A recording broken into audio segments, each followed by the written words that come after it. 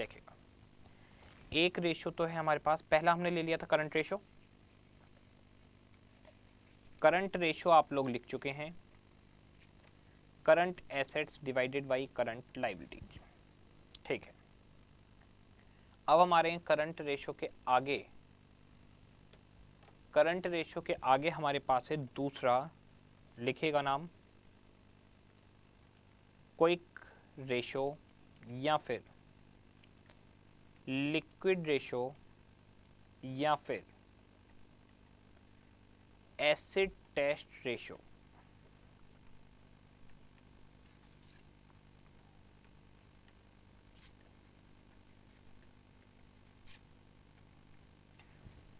Current ratio और उसके बाद में क्विक रेशो, लिक्विड या एसिड टेस्ट। इसके हमारे पास दो फॉर्मूले हैं, क्विक या liquid assets divided by quick या लिक्विड लाइबिलिटीज,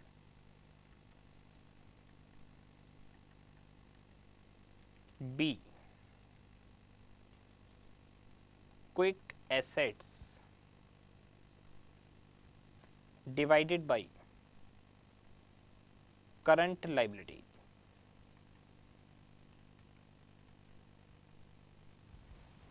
ठीक है, इसे नोट कर लीजिए।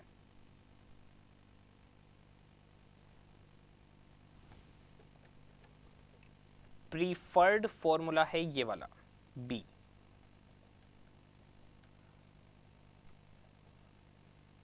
अगर क्वेश्चन कुछ ना बताए तो प्रीफर करिए सेकंड फॉर्मूले को। दिमाग में बात आती है कि आखिर क्विक एसेट्स क्या है, क्विक लाइबिलिटीज क्या है। ठीक है, देखते हैं उसे भी। इसे नोट कर लीजिए, फिर समझाता हूं आपको क्विक एसेट्स और क्विक लाइबिलिटीज।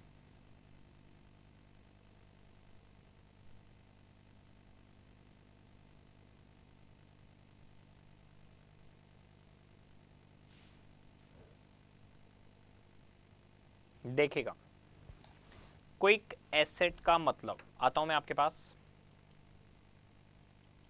देखिए, बेसिकली क्विक एसेट्स का या लिक्विड एसेट का मतलब है ऐसी करंट एसेट्स जो नियर बाई कैश हो, ऐसी करंट एसेट जो नियर बाई कैश हो, यानी आज कल में 2 महीने में 3 महीने में कैश में कन्वर्ट हो जाए। पहले था करंट एसेट्स, करंट एसेट का मतलब है 1 साल के अंदर जो भी आपको बेनिफिट मिलने वाले हैं वो सब। क्विक एसेट का मतलब है नियर बाई कैश, यानी जो 2 या 3 महीने के अंदर कैश में कन्वर्ट हो जाए, 2 या 3 महीने। और ये हर इंडस्ट्री की अपनी अलग लिमिट होती है। कोई कह सकता है 6 महीने में जो कैश में कन्वर्ट हो जाए वो नियर बाई कैश है। जनरली बोला जाता है 2 या 3 महीने में जो कैश में कन्वर्ट हो जाए वो नियर बाई कैश है। चलिए, मैं आपसे एक एक करके पूछता हूँ, कैश बैंक, क्या ये नियर बाई कैश है या नहीं? बिल्कुल, ये तो खुद ही कैश हैं, तो नियर बाई क्या होने। अच्छा, डेटर्स, बताइए क्या डेटर से 2-3 महीने में जनरली पैसा आ जाता है आपके पास या नहीं? बिल्कुल आ जाता है। डेटर से हमारे पास 1 महीने 2 महीने में पैसा आ जाता है, तो वो नियर बाई कैश है।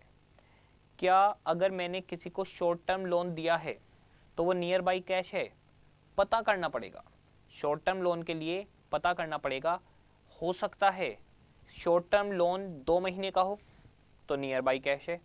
अगर शॉर्ट टर्म लोन 10 महीने का हो तो नियर बाई कैश नहीं है, क्योंकि 10 महीने तो बहुत दूर है। अगर 2 महीने का है तो नियर बाई कैश है। अगर मेरे को परसों पैसे मिलने वाले हैं तो वो पैसे नियर बाई कैश हो जाएंगे। तो डेटर्स हैं वो नियर बाई कैश हैं, क्योंकि 1-1.5 महीने में पैसा हमारे पास आ जाएगा। Cash and bank near by cash हैं।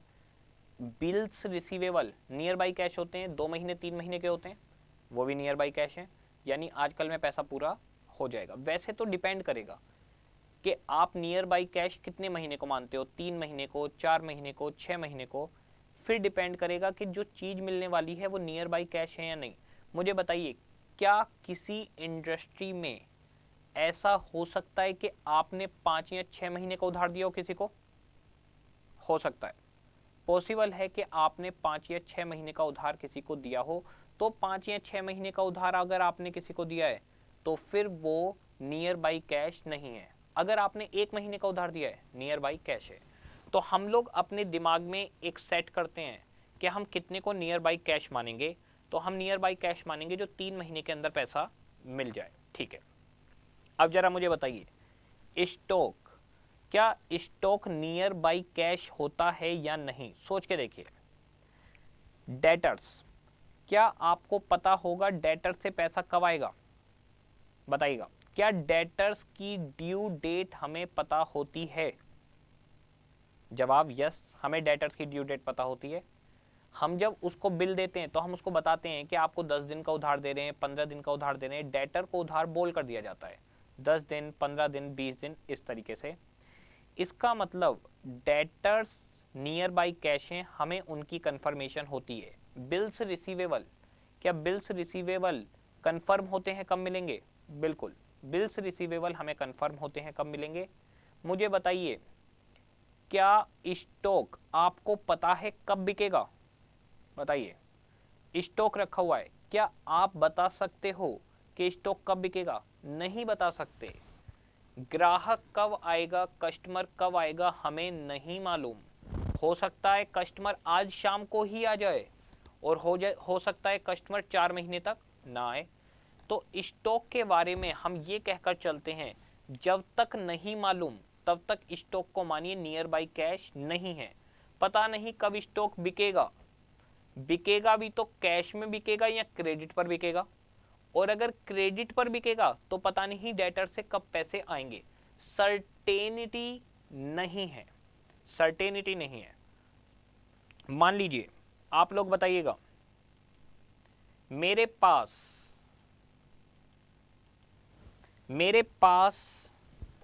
5 लाख रुपए के क्रैकर्स हैं, पटाखे हैं। ठीक है जी, पटाखे हैं मेरे पास 5 लाख रुपए के। आप लोग बताइए,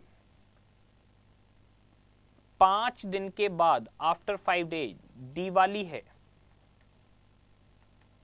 बताइए, अब ये जो पटाखों का स्टॉक है ये नियर बाई कैश है या नहीं?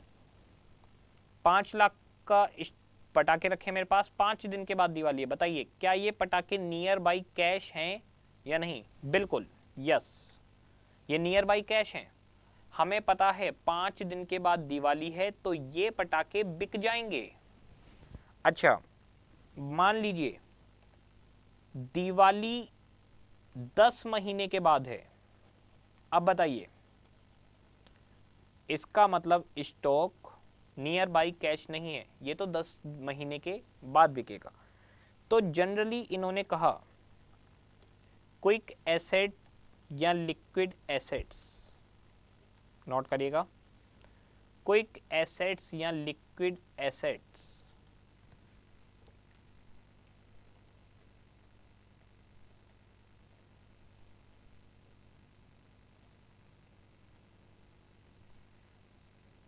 एसेट्स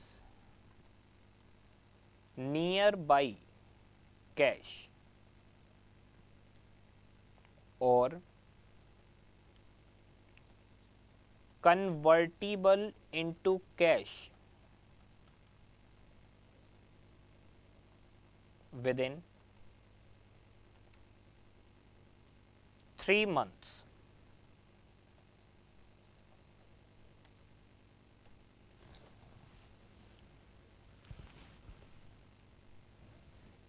हमने 3 महीने लिए, किसी और इंडस्ट्री में 4 या 6 महीने हो सकते हैं।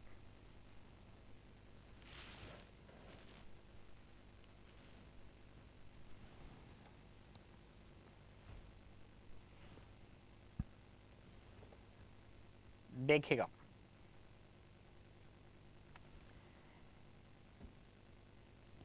क्विक एसेट्स, ये बोले एक काम करो, क्विक एसेट आप ऐसे लिख लो, करंट एसेट्स में से आप स्टॉक माइनस कर दो, क्योंकि स्टॉक नियर बाई कैश नहीं होता। एक और बात इन्होंने बताई, वो बात देखिए क्या बोली। एक बात इन्होंने कही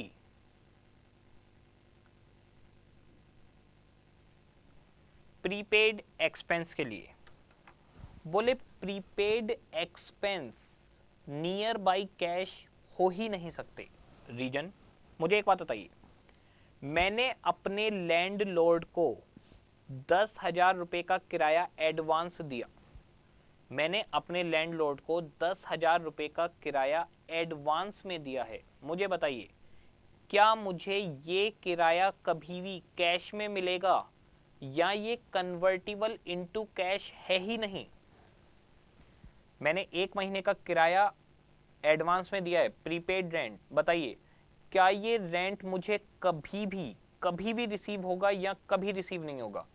मैं सिर्फ उस एसेट को, उस जगह को 1 महीने तक यूटिलाइज कर सकता हूं, यानी राइट टू यूज तो मेरे पास आया है लेकिन कन्वर्टिबल इनटू कैश नहीं है।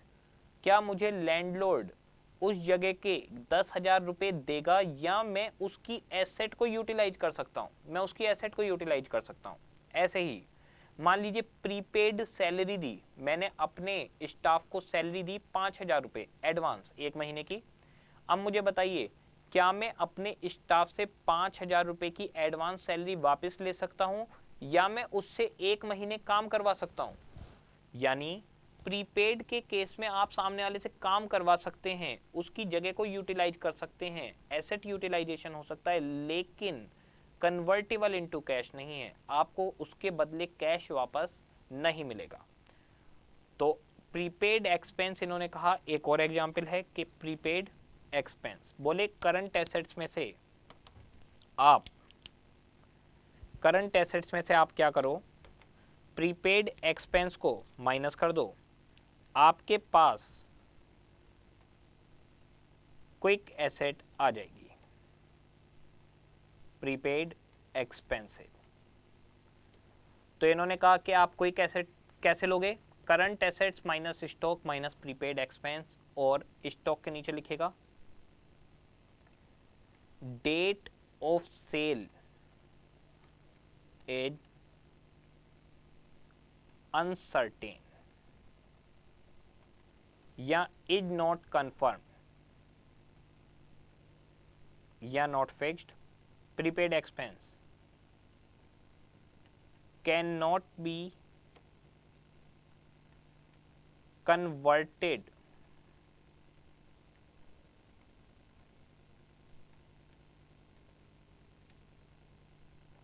into cash।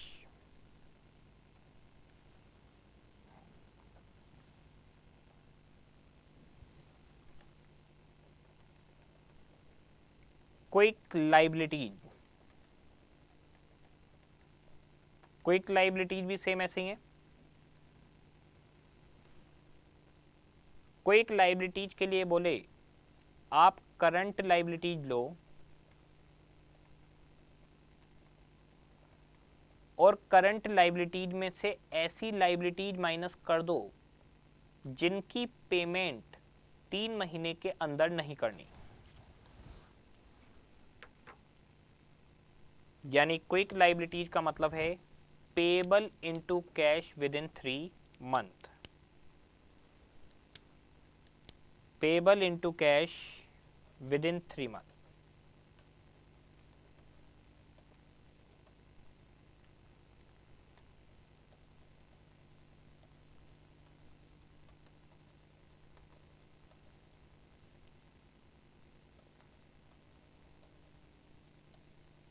ठीक है, अब करंट लाइबिलिटीज में से क्या माइनस होगा मैं आपको बताता हूं।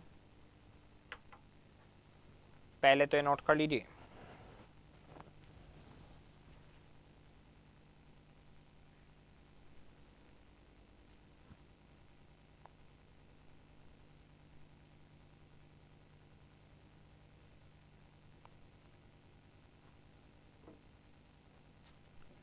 बोले करंट लाइबिलिटीज में से आप क्या करिए, कैसे माइनस करेंगे बताता हूं। बताइए, क्रेडिटर्स बहुत कॉमन सी बात है, 2-3 महीने के अंदर पेबल हो जाते हैं। बोले अच्छा, आउटस्टैंडिंग सैलरी 2-3 महीने के अंदर पेबल हो जाती है। प्रोविजन फॉर टैक्स भी 2-3 महीने में पेबल हो जाता है। टैक्स असल में साल में 4 बार दिया जाता है, कंपनी के अंदर साल में 4 बार टैक्स दिया जाता है, तो 3-3 महीने पर, तो वो तो हर 3 महीने पर पेबल हो जाएगा। और प्रपोज डिविडेंड प्रपोज करने के 30 दिन के अंदर देना पड़ता है। तो इस तरीके से करीब करीब सारी liabilities payable with in 3 month हो जाती हैं। बोले अगर मोटी मोटी बात की जाए, एक लाइबिलिटी ऐसी है जो पेबल विद इन 3 मंथ नहीं है, और वो है बैंक ओवरड्राफ्ट। मुझे बताइए, क्या कभी भी बैंक ओवरड्राफ्ट के लिए बैंक वाले आपसे कहते हैं, जब आपको बैंक ओवरड्राफ्ट देते हैं, कि आप बैंक ओवरड्राफ्ट ले लो और 3 महीने में पैसा वापस करना है आपको? ऐसा कभी नहीं लिखा होता। बैंक ओवरड्राफ्ट की टर्म होती है कि आप टाइम टू टाइम इंटरेस्ट देते रहेंगे, ओवरड्राफ्ट की पेमेंट की कोई लिमिट नहीं है। आपको रखना है, आप 5 साल तक ओवरड्राफ्ट रखो, आप बैंक से 10 लाख रुपए का ओवरड्राफ्ट उठा लो। बैंक ओवरड्राफ्ट होता है मतलब लोन की तरह से, तो आप बैंक ओवरड्राफ्ट ले लो, बस उन्हें इंटरेस्ट देते रहो आप, तो वो आपसे कभी भी पैसा वापस नहीं मांगेंगे।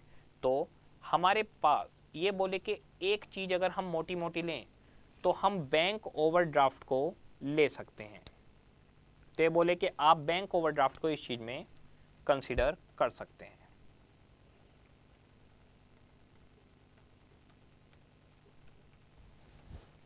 तो करंट लाइबिलिटीज में से बैंक ओवरड्राफ्ट हटा दीजिए, आपके पास करंट लाइबिलिटीज में से बैंक ओवरड्राफ्ट को हटा दीजिए, क्विक लाइबिलिटी आ जाएंगी। ठीक है जी। तो मेरे पास अगर मैं समराइज करूं अब इस रेशो को, पहला था current ratio, current asset divide by current liabilities. दूसरा है quick ratio, quick assets divided bye quick liabilities. Quick asset का मतलब current assets minus stock minus prepaid expense, ठीक है। और क्विक लाइबिलिटीज का मतलब, current liabilities minus bank over draft. यहां पर भी क्विक एसेट का यही मतलब है, और करंट लाइबिलिटीज का मतलब तो करंट लाइबिलिटीज है। लेकिन प्रीफर्ड कौन सा रहेगा? प्रीफर्ड रहेगा quick assets divided by current liabilities.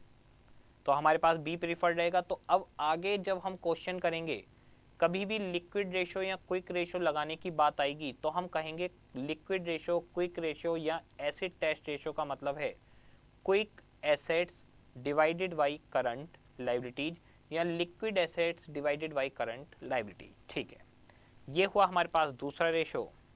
इसके बाद में हमारे पास एक थर्ड रेशो है, और ये आसान रेशो है, इन सब में कोई दिमाग उलझाने वाला काम नहीं है। दिमाग उलझाने का जो काम हमें करना था वो हम कर चुके हैं।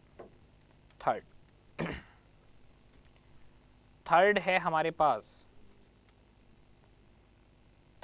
पास absolute cash ratio. Absolute cash ratio या फिर कैश रेशो या फिर absolute liquidity ratio.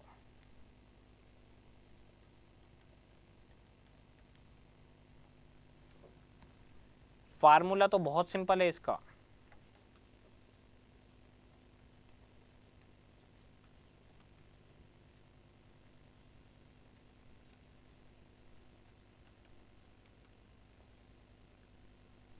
Cash and cash equivalent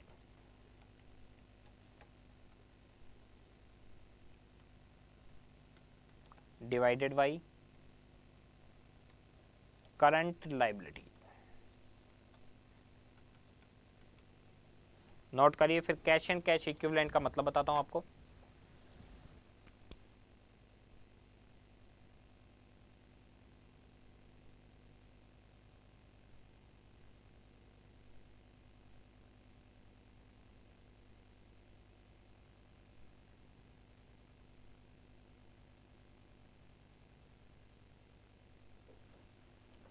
cash and cash equivalent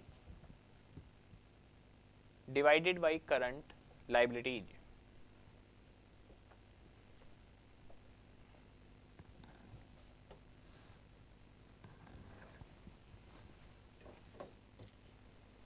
cash and cash equivalent divided by current liabilities,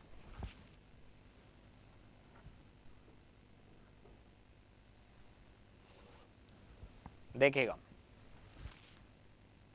ratio का मतलब, पहले आपको कैश एंड कैश इक्विवेलेंट का मतलब बताता हूं।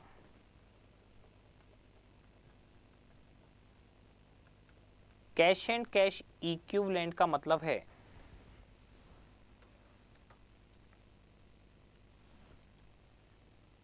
कैश और ऐसी चीजें जो बिल्कुल कैश के जैसी ही हैं, कैश और ऐसी चीजें जो कैश के जैसी ही हैं।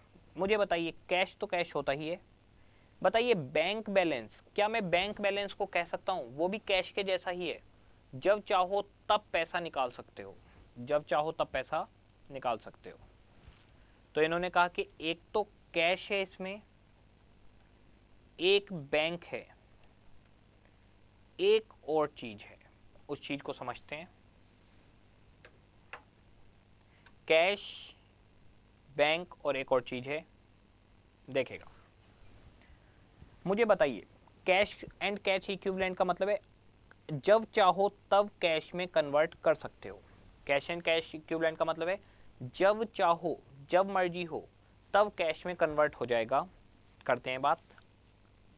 मुझे एक बात बताइए, बैंक से जब चाहो पैसा निकाल सकते हो, कैश अपना कैश है, एक दो दिन की दिक्कत नहीं है। कभी आप कहने लग जाओ सैटरडे नहीं निकाल सकते, संडे नहीं निकाल सकते, सही बात तो ये है, एटीएम से तो आप जब चाहो तब निकाल सकते हो।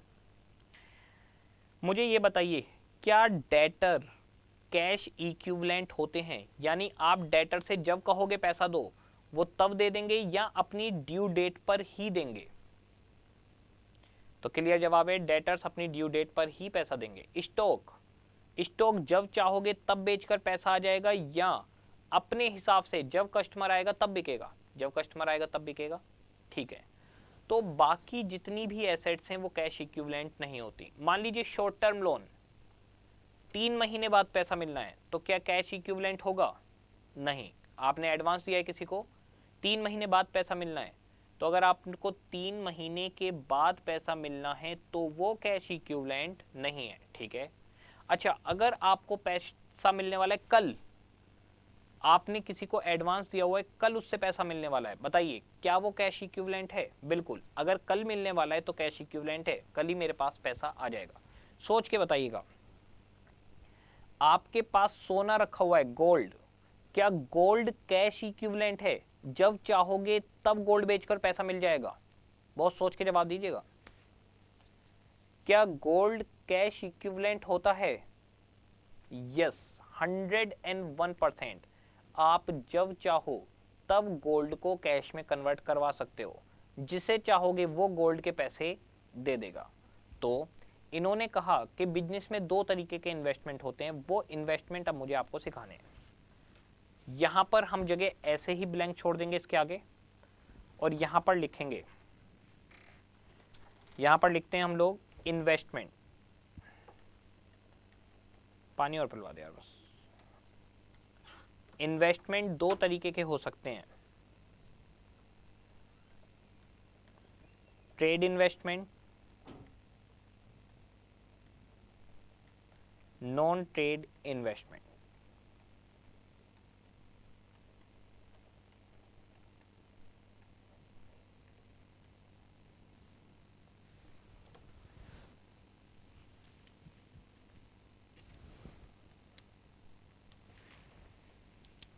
देखिएगा, एक ट्रेड इन्वेस्टमेंट, एक नॉन ट्रेड इन्वेस्टमेंट। अब मैं आपको मतलब समझाता हूं। देखिए होगा क्या, होगा इस तरीके से, आपके पास कुछ पैसा फालतू पड़ा हुआ है, मान लो 10 लाख 20 लाख रुपए आपके पास फालतू पड़े हैं। अब आप क्या करोगे, पैसे को ऐसे ही घर में पड़ा रहना दोगे या कोई एसेट वगैरह खरीद लोगे? जैसे ज्वेलरी खरीद सकते हो, किसी कंपनी के शेयर खरीद सकते हो, डिवेंचर खरीद सकते हो, ऐसी चीजें खरीद सकते हो।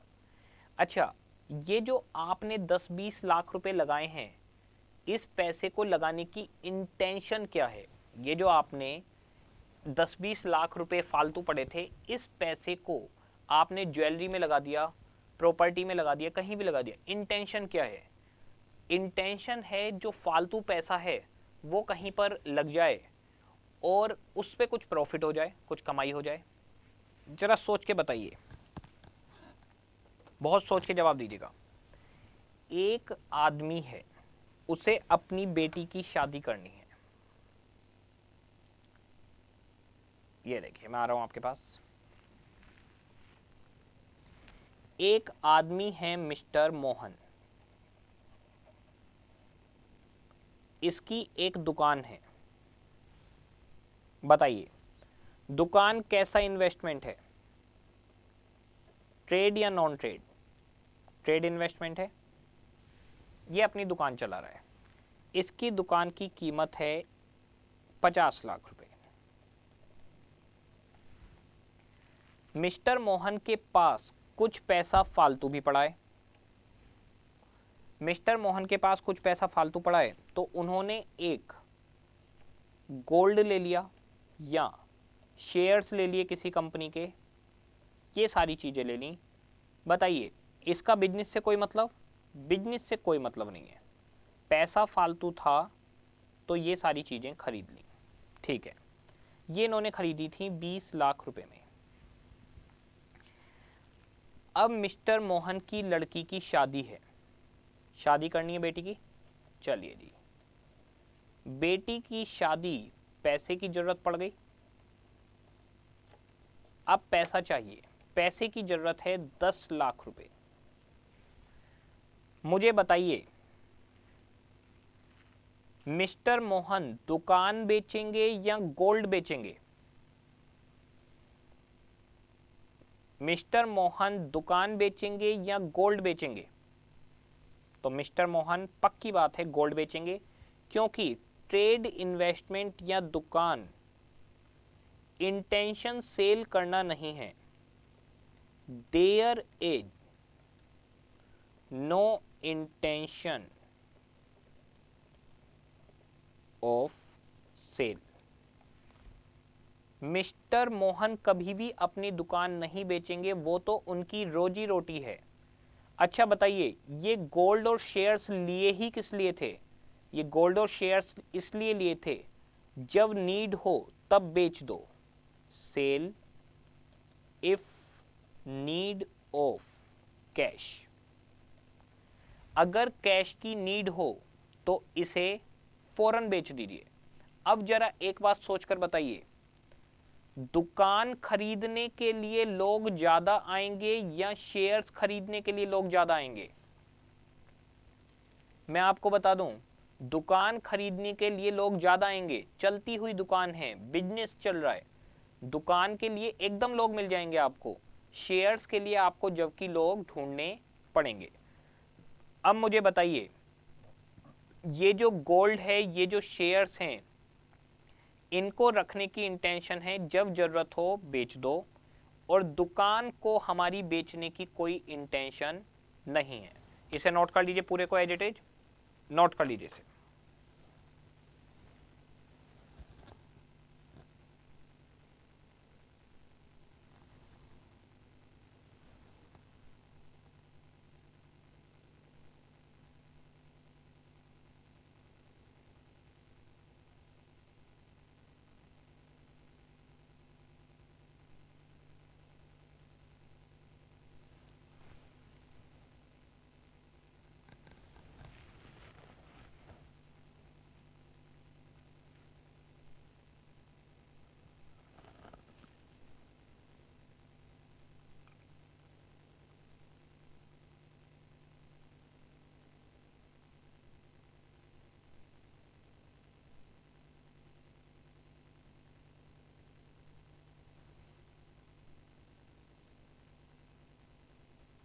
हाँ जी,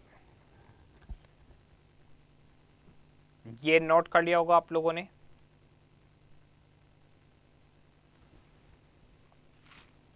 अब मैं आता हूं वापस।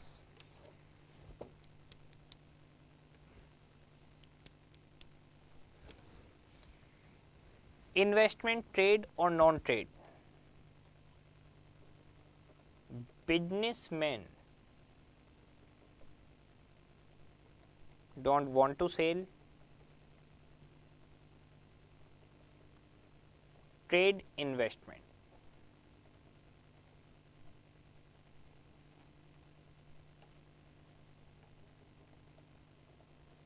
Businessman will sell non-trade investment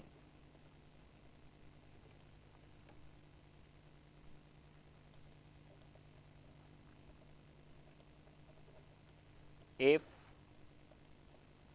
he needs cash.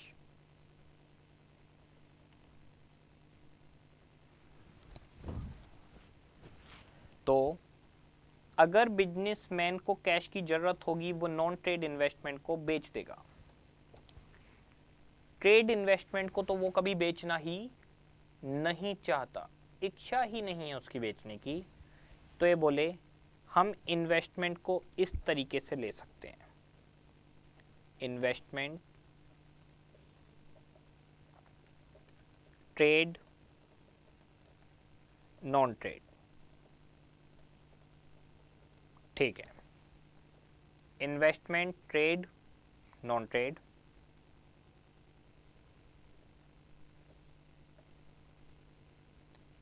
Marketable, marketable का मतलब बायर आपसे खरीदना चाहता है। Non marketable,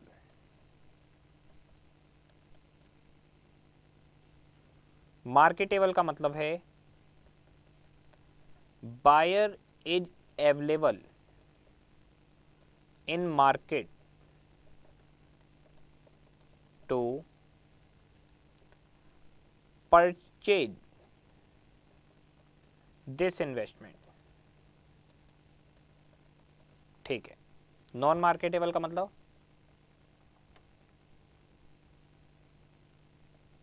buyer is not available,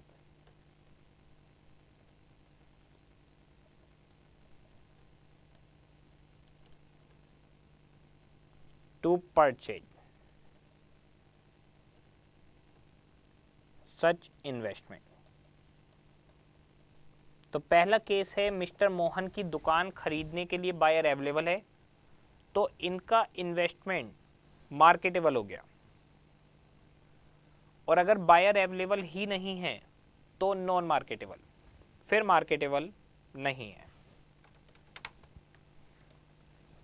ठीक है,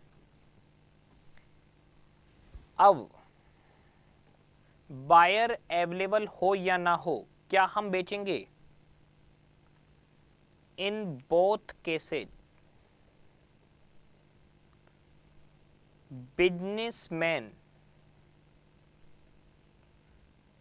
will not sell trade investment.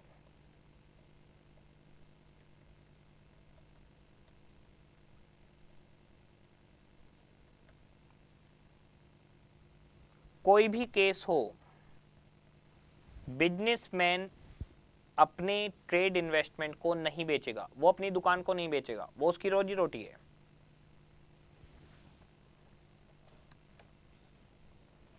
Non trade, marketable,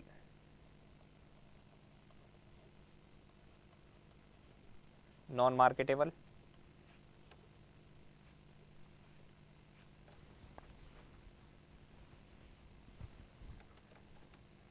marketable का मतलब बायर अवेलेबल है,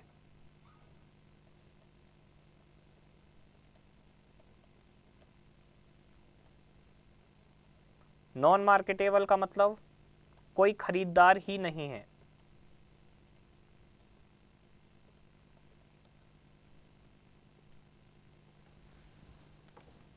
अब मुझे बताइए,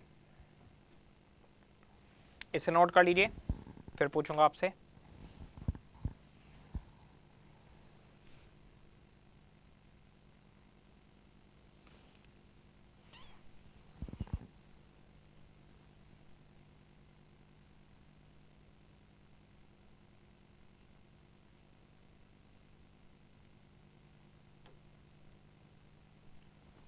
अब मुझे बताइए, आपको पैसे की जरूरत पड़ जाए इमीडिएटली,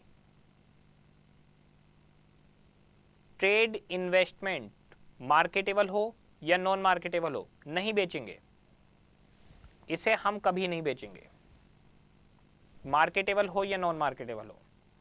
नॉन ट्रेड का बताइए, क्या नॉन ट्रेड बेच देंगे? यस, बेच देंगे।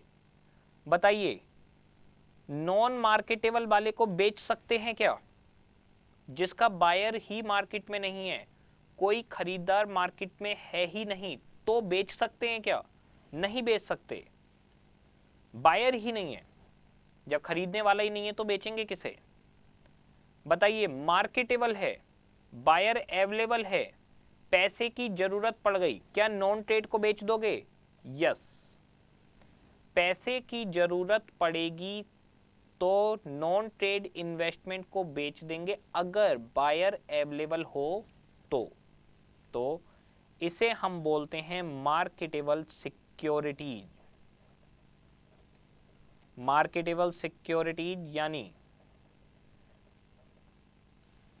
जब हमारे को पैसे की जरूरत होगी तो हम इन सिक्योरिटीज को, इस इन्वेस्टमेंट को बेच देंगे, और नाम है आगे मार्केटेबल। मार्केटेबल होनी चाहिए। तो ये बोले कैश एंड कैश इक्विवेलेंट में एक तो कैश है, एक बैंक है, और तीसरा समझाता हूं आपको, ये देखेगा। सबसे पहला है कैश, दूसरा है बैंक, तीसरा है मार्केटेबल सिक्योरिटीज। मार्केटेबल सिक्योरिटीज का मतलब, पहला वर्ड मार्केटेबल, बायर मार्केट में अवेलेबल होना चाहिए, यानी हमारे पास लोग खड़े हुए हैं, मुझे बेचो, मुझे बेचो, अपने शेयर्स मुझे बेच दो, अपने शेयर्स मुझे बेच दो, अपना सोना मुझे बेच दो। ठीक है, मेरे पास बहुत सारे बायर हैं, मैं जब चाहूं, अगर मैं चाहूं तो आज शाम को ही अपने शेयर्स को बेच सकता हूं। प्रैक्टिकली भी अब शेयर्स बिकते हैं कंप्यूटर से, इंटरनेट पर, डीमेट अकाउंट से आपके शेयर बिक जाते हैं। आपने एक एंटर मारा सेल और आपके शेयर्स बिक गए। ठीक है, तो पहली बात, आपकी जो भी नॉन ट्रेड इन्वेस्टमेंट हो वो मार्केटेबल होना चाहिए। अगर नॉन मार्केटेबल है, कोई खरीदने वाला ही नहीं है, तो बेकार है। मान लो मेरे पास सोने की घड़ी है लेकिन कोई कस्टमर खरीदने वाला नहीं है, तो बेकार है, फिर वो मार्केटेबल नहीं है। बायर होना चाहिए, खरीदार होना चाहिए। तो पहली चीज मार्केटेबल होनी चाहिए। दूसरी बात, नॉन ट्रेड हो, क्योंकि ट्रेड इन्वेस्टमेंट को मैं क्यों बेचूंगा? मैं भला नहीं बेचूंगा, मैं कहूंगा ये तो मेरे बिजनेस का पार्ट है, मेरी रोजी रोटी है, इसे मैं कभी भी नहीं बेचूंगा।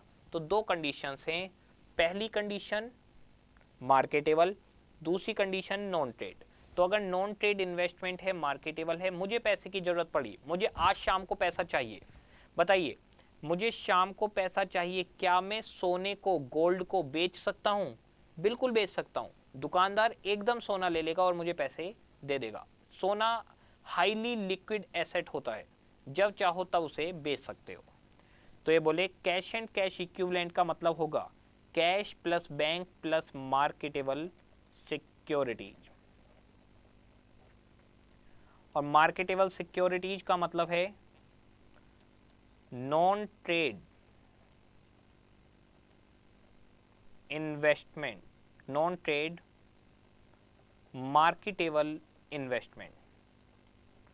कोई भी नॉन ट्रेड इन्वेस्टमेंट जो मार्केट में बिकने के लिए तैयार है वो। तो कैश एंड कैश इक्विवेलेंट का मतलब है cash plus bank plus marketable securities. Note कर लीजिए इसे, ये थर्ड रेशो है हमारे पास।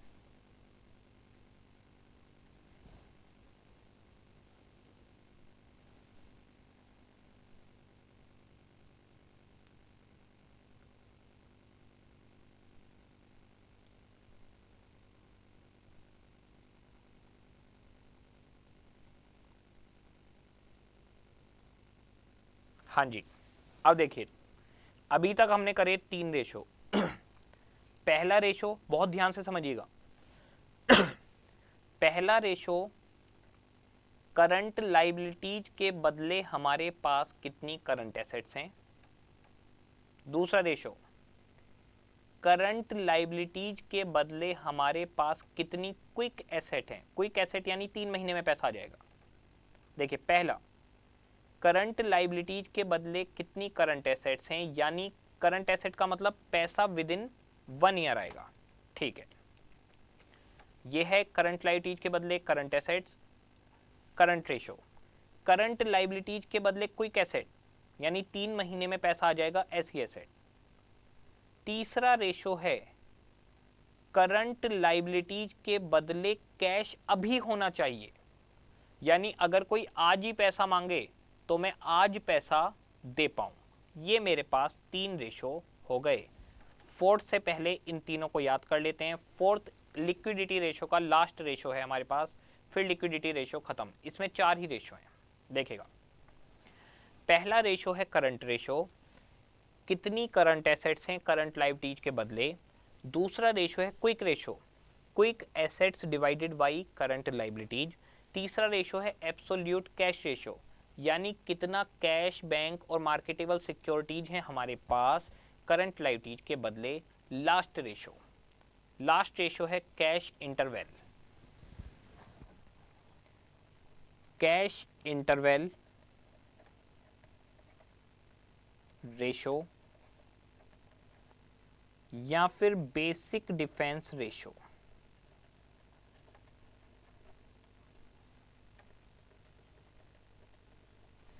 ये रेशो आपको बताता है आपको कितने दिन बाद कैश की जरूरत पड़ेगी। रेशो है कैश एंड कैश इक्विवेलेंट, यानी cash plus bank plus marketable security.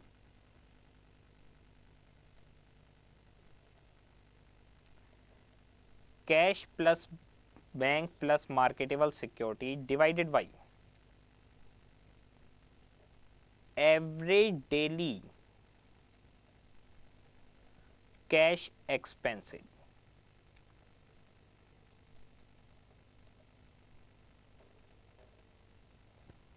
Average daily cash expenses, cash and cash equivalent divided by average daily cash expenses.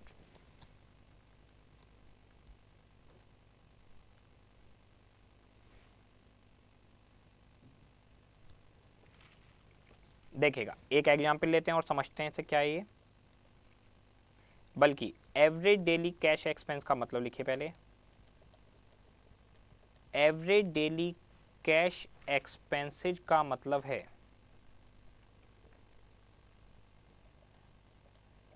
Annual cash expense divided by number of days या 365।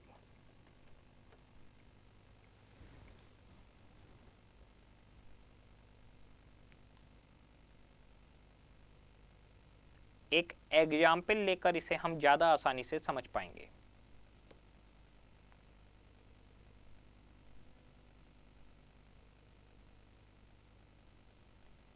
Average daily cash expense, average daily cash expense annual cash expense divided by 365। देखेगा example, example ले लेते हैं। मान लीजिए annual cash expense, annual cash expense है हमारे पास 365 दिन मान लेता हूं मैं, रोज का 2000, 7,30,000।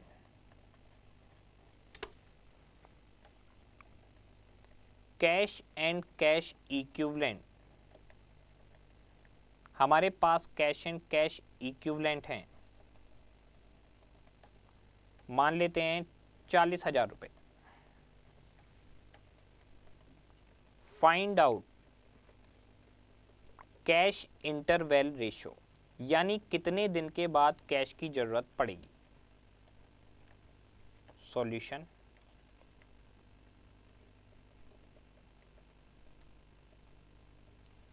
Cash interval ratio equals to cash and cash equivalent divided by average daily cash expense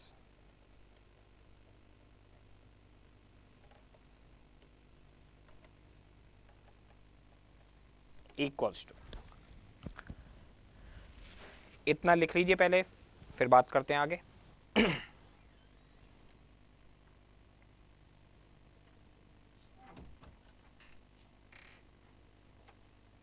खत्म ही हो गया काम,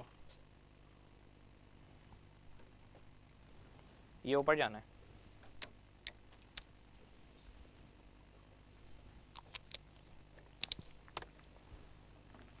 देखेगा आई क्वेरी के लिए, चल तो ठीक है, अब एंटर हुई है। अच्छा खत्म हो गई, ठीक है ठीक। हाँ जी, cash interval ratio, cash and cash equivalent divided by average cash expense. ठीक है, देखेगा मुझे सिर्फ एक बात बताइए, पूरे साल का खर्चा कितना है? 7,30,000 रुपए। तो बताइए एक दिन का खर्चा कितना होगा? Average daily cash expense equals to annual cash expenses divided by 365। और एनुअल कैश एक्सपेंसेज है 7,30,000 रुपये डिवाइडेड बाई 365 डे। बताइए 2,000 पर डे।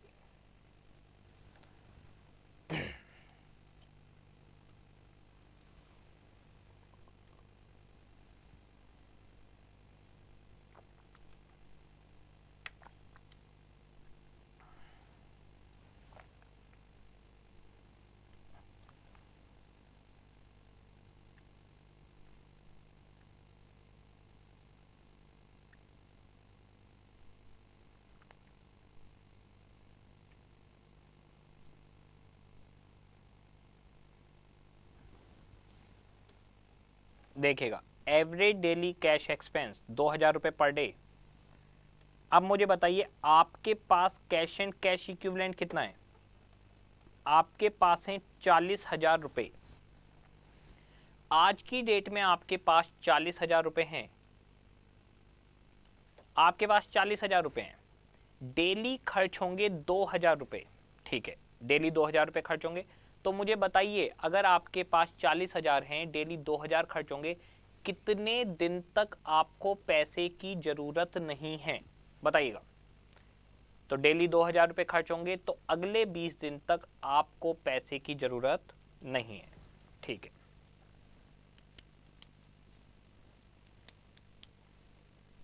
$2,000। अब अगले 20 दिन तक आपको पैसे की जरूरत नहीं है। Cash interval ratio.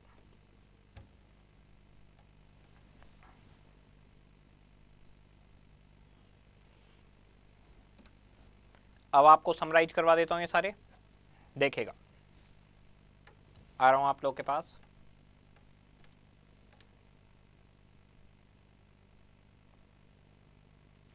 देखिएगा current ratio, current asset divided by current liabilities. Liquid ratio, quick asset divided by current liabilities. Quick assets का मतलब current assets minus stock minus prepaid expense. Quick liabilities अगर पूछे तो क्विक लायबिलिटी का मतलब current liabilities minus bank over draft. Third ratio cash ratio, absolute cash ratio, absolute liquid ratio, कोई भी नाम। तो उसका फार्मूला है cash bank marketable securities divided by current liabilities, या cash and cash equivalent divided by current liabilities. तीसरा ratio हो गया मार्केटेबल सिक्योरिटीज का मतलब नॉन ट्रेड इन्वेस्टमेंट, जो बाजार में बिकने के लिए तैयार है, जब चाहूँ तब बेच सकता हूँ। Fourth ratio basic defence ratio या कैश इंटरवल। बेसिक डिफेंस या कैश इंटरवल, हाँ 2 मिनट हो गया। बेसिक डिफेंस या कैश इंटरवल। तो बेसिक डिफेंस या कैश इंटरवल की अगर बात की जाए तो कितने दिन में मुझे पैसे की जरूरत पड़ेगी? Cash and cash equivalent divided by her दिन का कितना खर्चा है। जैसे 40,000 रुपये आपके पास है, डेली 2,000 का खर्चा है, तो 20 दिन तक आपको कैश की जरूरत नहीं पड़ेगी। चलिए जी, सबका काम हो चुका है, टाटा बाय बाय।